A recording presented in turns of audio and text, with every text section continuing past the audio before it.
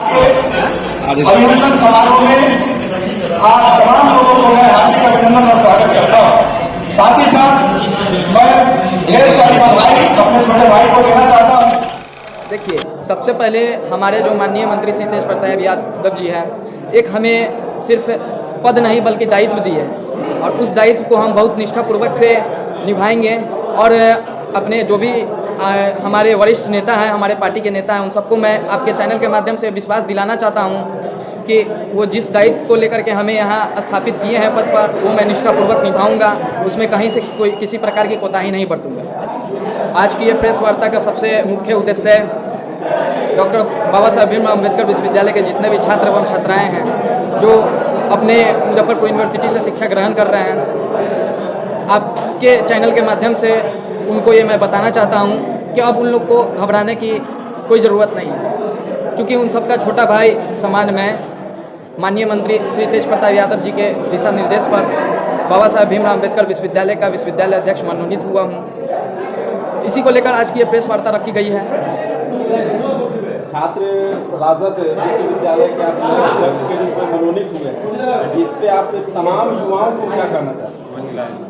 इस पे मैं तमाम युवाओं को सबसे पहले, चूँकि मैं छात्र राष्ट्रीय जनता दल भारत का एक छात्र नेता हूँ, इसके लेकर के सबसे पहले मैं तमाम युवाओं को सबसे पहले ये बोलना चाहता हूँ कि वो शिक्षा ग्रहण करें, क्योंकि समाज में शिक्षित होना सबसे बड़ा उपलब्धि है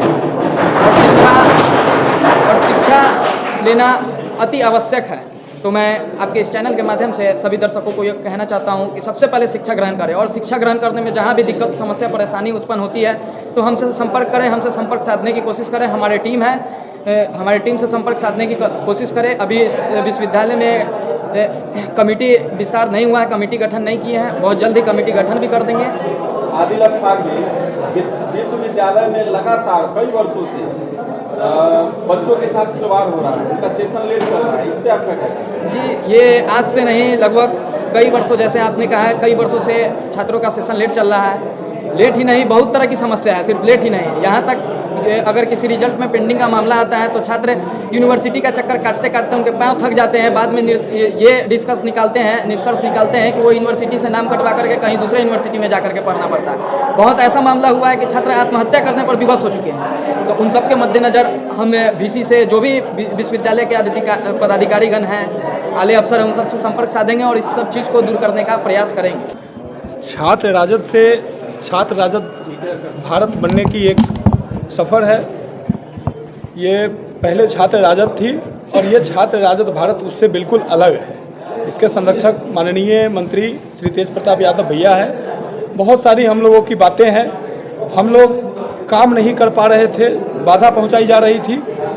उसके विकल्प के तौर पर छात्र राजद भारत को लाया गया है और निश्चित रूप से हम लोग छात्रों की जो उम्मीद है, जो समस्याएं हैं, उसके समाधान में हम लोग खड़े उतरेंगे। अच्छा, आपका ये विकल्प छात्रों के लिए अवसर बनेगा?